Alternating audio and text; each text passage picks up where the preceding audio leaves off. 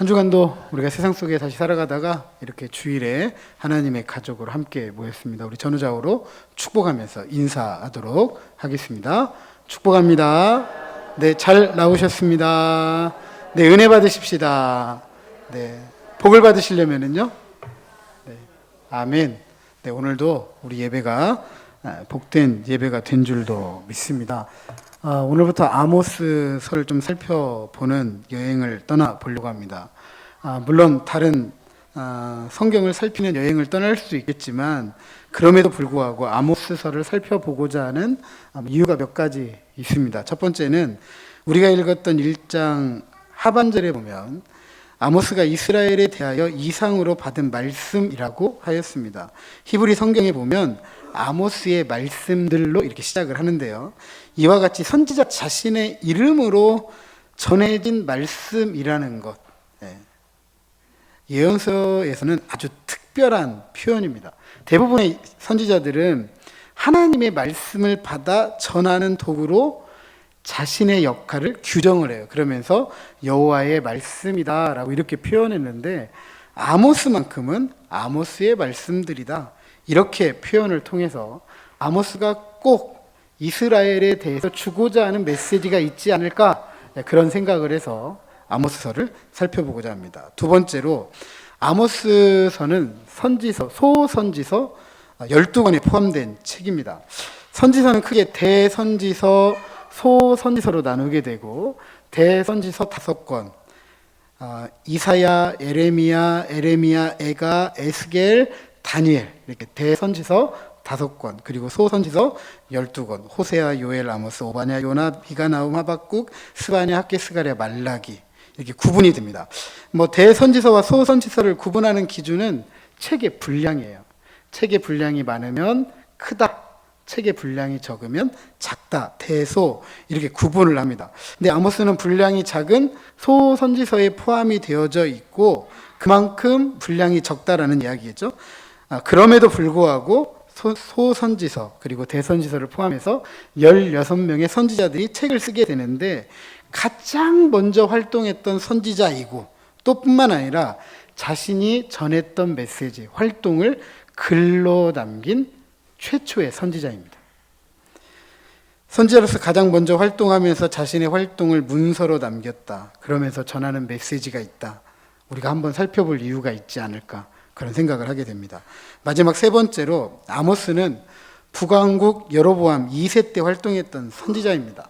당시 국제 정세는 북왕국 이스라엘, 남왕국 유다에게 굉장히 유리하게 돌아갔습니다. 그래서 이스라엘과 유다가 평화를 누렸을 뿐만 아니라 제2의 중흥기라고 할 만큼 큰 영토도 갖게 됩니다. 이런 이유로 북왕국 이스라엘은 경제적으로, 정치적으로 번영을 누리고 있었습니다. 그런데 사회적 양극화, 빈익빈, 부익부, 이 사회적 양극화로 인해서 많은 사람들이 자괴감, 괴리감 이런 일들로 인해서 큰 위화감이 조성되었고 심화되었습니다. 심지어 사법 권력까지 이 부유층과 권력층에 기생하면서 억울한 사회적 약자들이 보호를 받지 못하고 고통이 가중되어 갔습니다. 이처럼 당시 북왕국 이스라엘 겉으로는 최선의 상황이었지만 안으로는 사회적 불의, 도덕적 타락으로 인해서 오래전 하나님께서 이스라엘에게 주셨던 제사장 나라로서의 사명을 잊고 말았습니다. 이런 북왕국 이스라엘의 상황이 오늘 제가 볼 때에는 우리가 살아가는 우리 시대와 거의 비슷하다, 아니 일치한다 이런 생각 지울 수가 없습니다. 그래서 오래전 이스라엘에게 주셨던 하나님의 사명, 오늘 교회가 왕같은 제사장으로서 그 사명을 이어받았기 때문에 이 사명을 이어받은 교회가 누구나 말하고 있는 정의롭지 못하고 공정하지 못한 이 세상에서 어떠한 태도를 가져야 할지 그리고 어떤 메시지를 전해야 할지 한번 생각해보는 시간을 갖고자 합니다. 이런 생각이 아모스서를 살펴보고자 하는 세 번째 이유가 되었습니다. 자, 오늘 아모스 여행을 위한 준비를 해야 되는데요. 이 여행을 위한 훌륭한 가이드가 오늘 1절에 기록되어져 있습니다. 다시 한번 1절 읽어보도록 하겠습니다. 시작.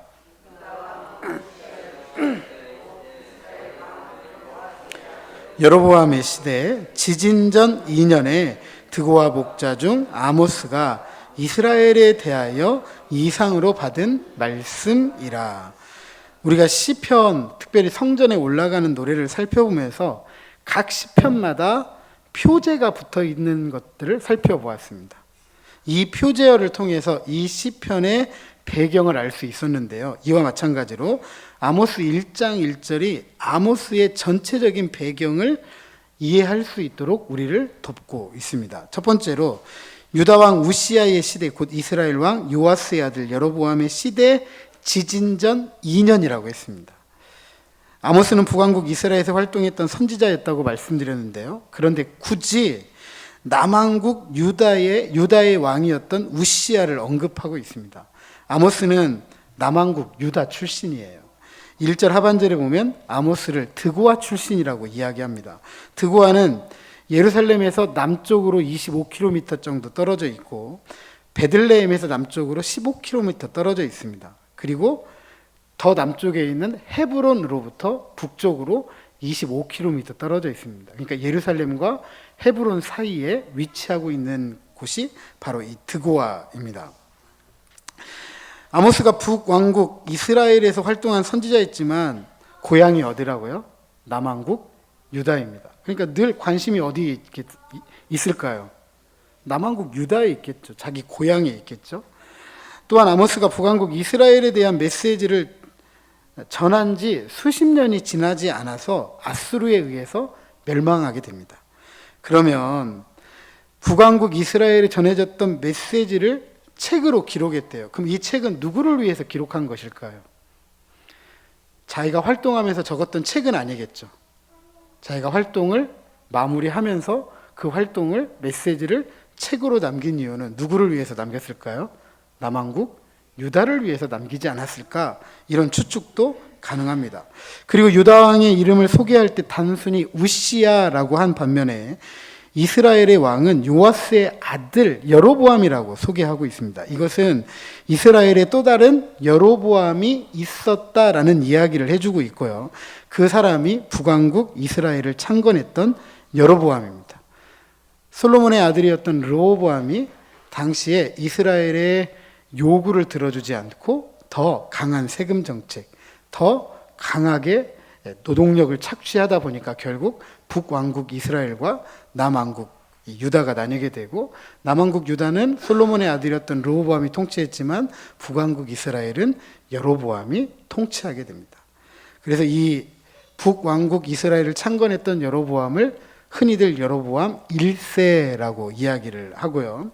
아모스 당시의 이스라엘 왕을 여로보암 2세라고 이야기합니다.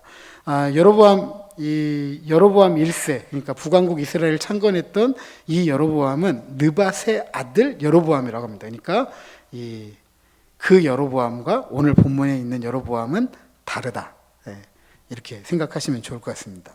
아모스가 활동한 정확한 시기가 이제 마지막 부분에 기록되어져 있습니다. 지진전 2년이라고 했습니다. 이 지진에 대해 스가랴가 이렇게 기록합니다. 14장 5절에 보면 그 산 골짜기는 아셀까지 이를지라 너희가 그 산 골짜기로 도망하되 유다 왕 우시야 때의 지진을 피하여 도망하던 것 같이 하리라.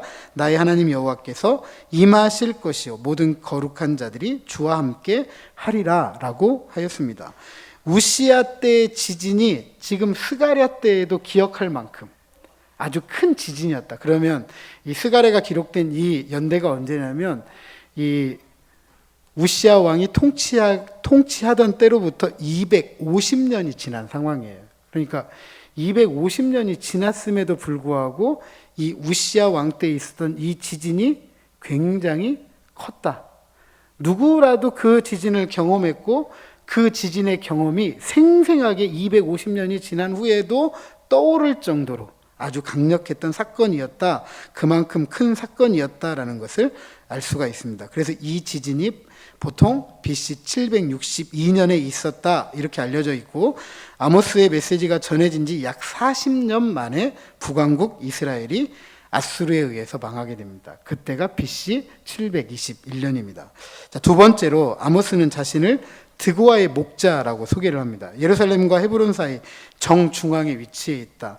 세겜에서 부엘세바까지 이 중앙 산지, 이 팔레스틴은 크게 옛날 고대 세 개의 길이 있습니다. 하나는 지중해 서편을 따라 올라가는 해안길이 있었고, 그 다음에 요르단 동편에 있는, 오늘날에도 우리가 성지순례 가면 이 길을 반드시 가게 되어져 있어요. 요르단 사해 동편에 있는 왕의 대로가 있고, 그리고 이 사이에 중앙산지, 세겜에서 부엘세바까지 이르는 중앙산지길이 있습니다.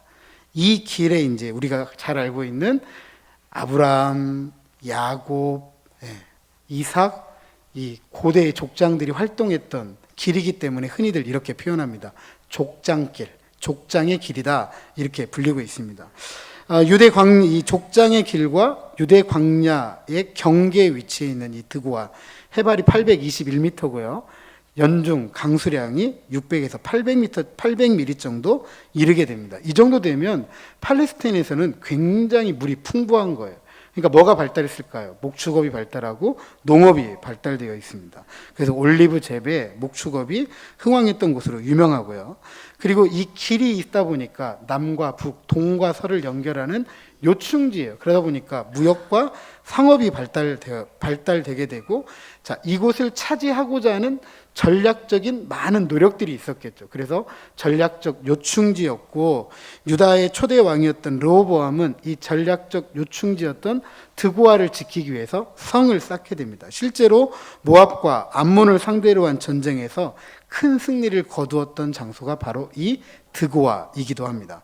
아모스가 바로 이곳의 목자였다. 아모스 7장 4절에 보면 아모스가 아마샤에게 대답하여 이르되 나는 선지자가 아니며 선지자의 아들도 아니라 나는 목자요 뽕나무를 재배하는 자다 라고 이야기하면서, 나는 원래 선지자 아니다, 선지자의 아들도 아니다, 나는 선지자로 활동할 만한 사람이 아니다. 그런데 지금 하나님의 부름을 받고 선지자를 활동하고 있는데, 원래 나는 어떤 사람이냐, 목자일 뿐만 아니라 뽕나무를 재배하는 사람이다, 이렇게 표현합니다. 그래서 종종 사람들이 이렇게 이야기합니다. 아모스는 가난한 사람이었다. 가난한 사람이었다. 이렇게 생각을 하는데, 이 아모스가 목자라고 자신을 표현했던 히브리어 노케드라는 단어는요, 성경에 딱 2번 쓰입니다. 그런데 이 2번 쓰이는 이 단어가 오늘 본문에 한 번 기록되어져 있고, 열왕기 하 3장 4절에 기록되어져 있는데, 모압왕 메사는 양을 치는 자라, 새끼 양 10만 마리의 털과 순양 10만 마리의 털을 이스라엘 왕에게 바치더니 라고 쓰여 있습니다. 여기에서 양을 치는 자라는 말과 똑같습니다. 그런데 모압왕 메사가 양을 치는데 몇 마리 쳤다고요? 양 10만 마리. 양 10만 마리. 새끼 양만 10만 마리, 순양도 10만 마리. 작아요, 커요? 그러니까 아모스는 목자인데 가난한 목자가 아니에요. 굉장히 큰 목축업을 했던 큰 경영자입니다.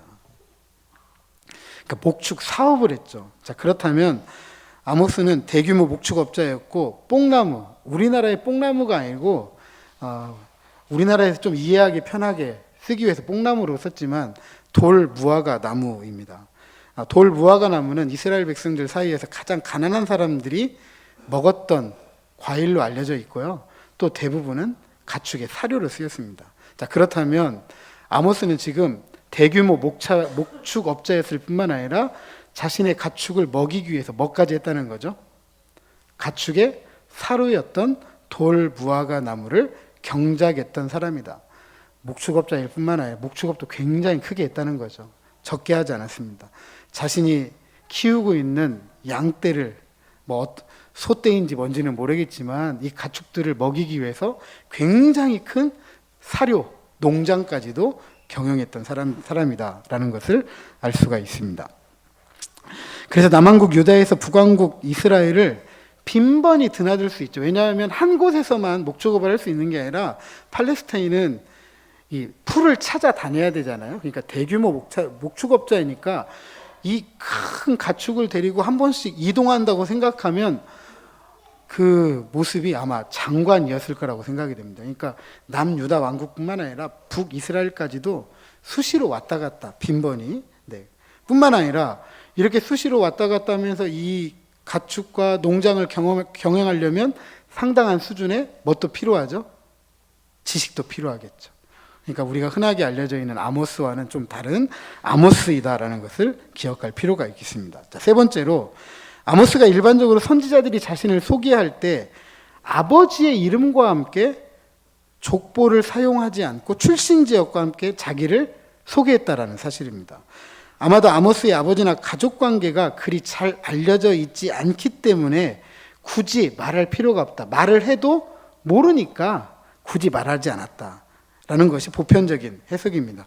오히려 가족들보다, 부모보다 뭘 자기를 표현하는 게 좋냐? 나 드고아 출신이다. 나 드고아에서 이 정도 된다. 앞서 말씀드렸지만 대규모 목축업자이니까, 대규모 농장 경영자이니까, 아, 저 사람 드고아 아모스 그러면 거의 사람들이 알았겠죠. 그러니까 자기를 드고아 출신이다. 거기에 대규모 목축업자이다. 농장 경영주이다. 이렇게 자신을 표현한 것입니다. 그리고 아모스라는 이름이 이사야의 아버지로 언급이 됩니다. 근데 동시대의 인물이긴 해요. 예.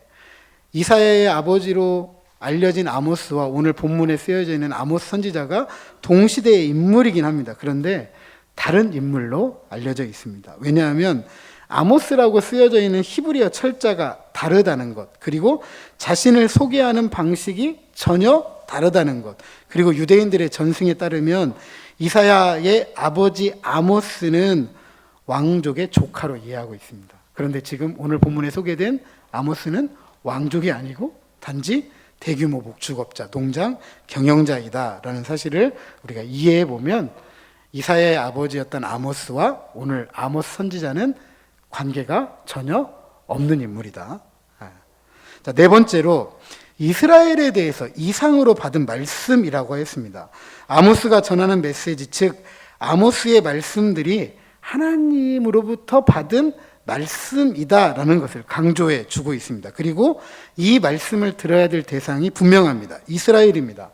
남왕국 유다에서 대규모 목축업과 농장을 소유한 아모스가 하나님께 부름을 받아서 북왕국 이스라엘에서 선지자의 사명을 감당할 수밖에 없는 이유가 있었다라는 것을 우리에게 이야기해 주고 있습니다. 앞서 잠깐 언급했지만 그 이유는 정의롭지 못한, 공의롭지 못한 이스라엘에 대한 것입니다. 아모스 이 부분에 대해서 아주 신랄하게 책망하는 내용을 우리가 앞으로 살펴볼 수가 있습니다. 중요한 것은 하나님께서 이 일을 묵과하지 않으시고 하나님의 메신저들을 보내셨다라는 사실이죠. 오늘 우리 시대에 이 메신저로 하나님께서 교회를 세상에 보내셨다라는 사실을 우리는 기억해야 됩니다. 그러기에 교회는 정의롭지 못하고 공의롭지 못한 세상에 대해서 하나님의 정의, 하나님의 공의를 외칠 수 있는 사람들이 되어야 합니다.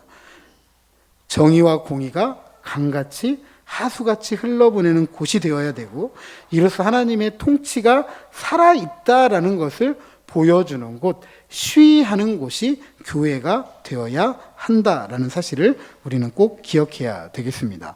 2절은 아모스서 전체의 서론 역할을 해주고 있습니다. 이 구절은 마르고 말랐다, 마르고 말랐다라는 하나님의 저주를 주제로 하고 있습니다. 이 저주가 아모스가 받은 하나님의 말씀이에요. 그리고 이 말씀은 앞선 1절과 연관지어져서 생각해 본다면 그것은 누구에 대한 저주이냐? 이스라엘에 대한 저주이다라는 것을 알 수가 있습니다. 그리고 이 저주가 하나님의 택하신 백성에 대한 저주라고 한다면요, 택함받지 못한 이방에 대한 저주는 이보다 더 심하다, 심하지 않다? 심하다 라는 것도 우리는 유념해야 합니다. 자, 그렇다면 어떻게 하나님께서 저주하고 있을까? 여호와께서 시온에서부터 부르짖으시며 예루살렘에서부터 소리를 내시리니 부르짖는다라는 것은 사자의 부르짖음을 말합니다. 즉 사자가 먹을 것을 찢을 때 부르짖는 것을 의미하고, 그것은 하나님의 어미하신 심판의 말씀을 의미합니다. 소리를 낸다는 것은 하늘에서 천둥치는 소리와 같다, 하나님의 목소리를 말하고 있는 것입니다. 그런데 이런 심판의 저주의 소리가 시온에서부터, 예루살렘에서부터 시작된다라고 하였습니다. 시온과 예루살렘은 하나님께서 내가 거기 살게 라고 선택하신 곳이죠. 하나님의 약속이 있는 것이고 자신의 이름을 두신 곳이 바로 시온과 예루살렘입니다. 따라서 이스라엘의 심판의 저주의 메시지를 들어야 할 이유는 한 가지, 하나님이 선택하신 곳, 하나님의 이름을 두신 곳, 하나님이 약속하신 곳이기 때문에, 그 약속을 저버렸기 때문에, 하나님의 이름을 망령되이 일컬었기 때문에, 하나님이 거하시는 처소를 더럽혔기 때문에 심판을 받아야 된다라고 이야기하고 있는 것입니다. 모세 언약의 핵심 이겁니다. 하나님이 약속하시고 이 약속을 이행하느냐 이행하지 않느냐에 대한 결과에 책임이 따른다라는 것입니다. 그래서 신명기를 보면 이렇게 기록되어져 있죠. 하나님의 말씀을 순종하면 뭐가 온대요? 복이 있지만 하나님의 말씀을 순종하지 않으면 저주가 임한다. 그 저주의 내용 중에 한 가지가 뭐냐면 마르고 마른다. 가뭄의 저주입니다. 순전하게 하나님의 약속에 대한 책임 누구에게 있느냐? 이스라엘에게 있다. 약속의 백성 이스라엘에게 있다라는 것을 우리에게 가르쳐 주고 있습니다. 하나님의 약속에 참여하지 못한 이스라엘, 그 결과에 책임을 져야 했다.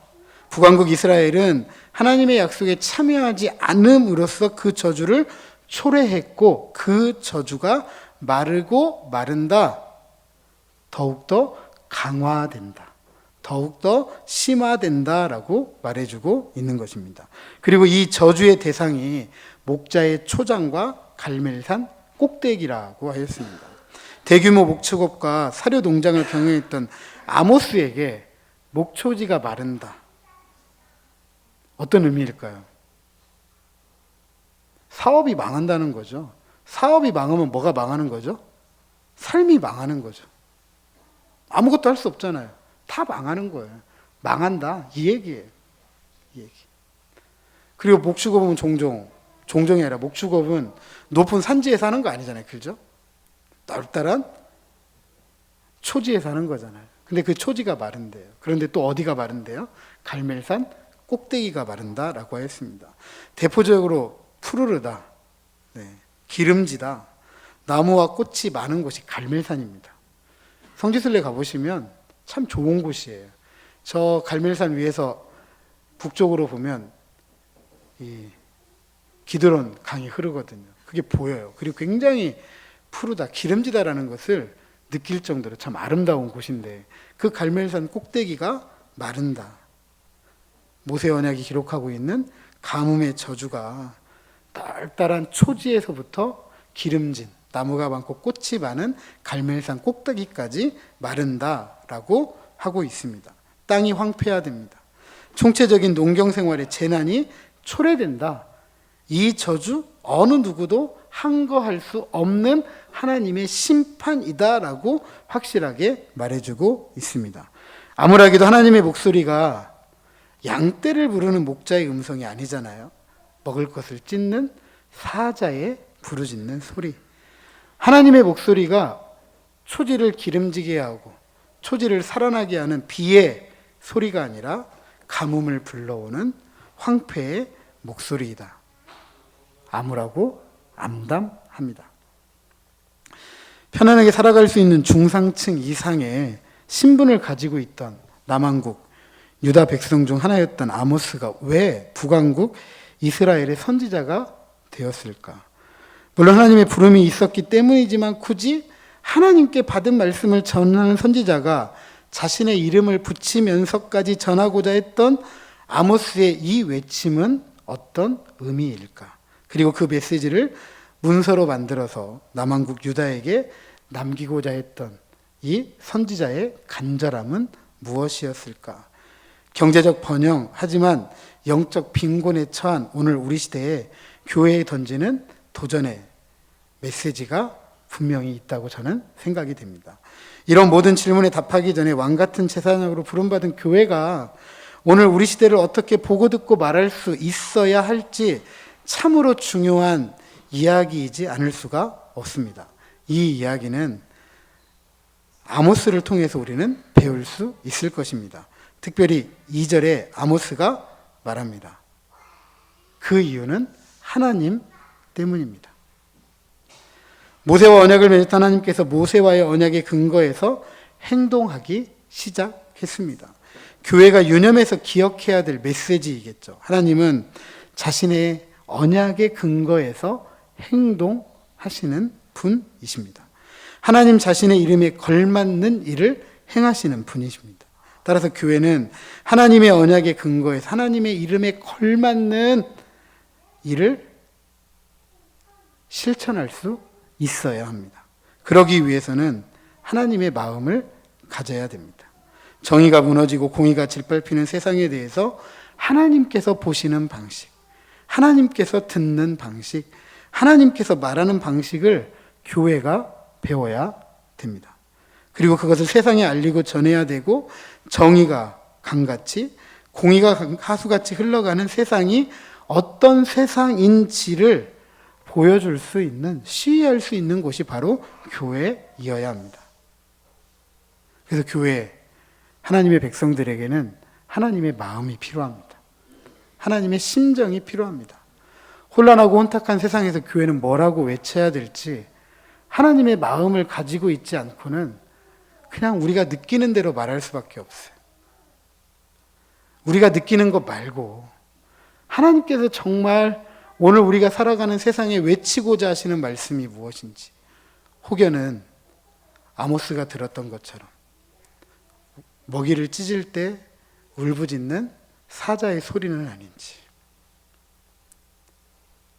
푸른 초장을 주고 기름진 삶을 위해서 비를 주시는 하나님이 아니라 황폐함을 불러오는 하나님의 목소리를 우리는 듣고 있는지, 우리에게는 지금 다른 무엇보다도 하나님의 마음, 하나님이 보시는 눈으로 세상을 보고 하나님이 들으시는 대로 세상을 들을 수 있는 귀가 열려야 되고, 하나님께서 이 세상에 대해서 말하시고자 하시는 그 말씀을 우리는 배울 수 있어야 될 것입니다. 부디 아모스에 대한 이 여행을 통해서 하나님이 보시는 방식, 하나님께서 들으시는 방식, 하나님께서 말씀하시는 방식에 대한 하나님의 우리 마음을, 하나님의 심정을 배우고 그것에 따라 행동하시는 하나님의 큰 일을 우리가 바로 알아서 오늘을 우리가 살아갈 때 이 세상에 하나님의 정의가, 하나님의 공의가 강같이 하수같이 흘러가는 세상 만들어가는 저와 여러분, 우리 모두가 되시기를